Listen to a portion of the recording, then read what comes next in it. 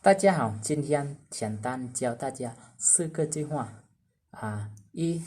老挝人喜欢喝啤酒。二，中国人喜欢喝茶。三，老挝人喜欢吃糯米。四，中国人喜欢吃米饭。这4个句话是什么意思4ประโยคนี้เนาะมีความหมายว่าอย่างไรครับเพียนพร้อมๆกันเลยข้อที่1老挝人喜欢喝啤酒老挝人喜欢喝啤酒คนลาวมักดื่มเบียร์เนาะมันแน่นอนอยู่ละคนลาวนี่นะมันร้อยอยู่แล้วเรื่องกินเหล้ากินเบียร์นี่นะลาวเลินแปลว่าคนลาว喜欢มักเฮดื่ม啤酒เบียร์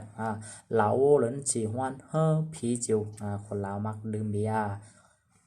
ข้อที่2中国人喜欢喝茶中国人喜欢喝茶เนาะคนจีนมักดื่มชาว่าคนจีนมักดื่มน้ำชาจงโกเลินคนจีน喜欢มักดื่มชาก็เป็นชาของนี่เลยเนาะ三老挝人喜欢吃糯米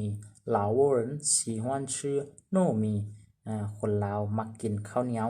เนาะข้าวเหนียวจำปาแดกนี่แม่ละสไตล์คนลาวของนี่แหละเนาะลาวเลินคนลาว喜欢มักชื่อกิน糯米ข้าวเหนียวอันสุดท้ายเนาะ中国人喜欢吃米饭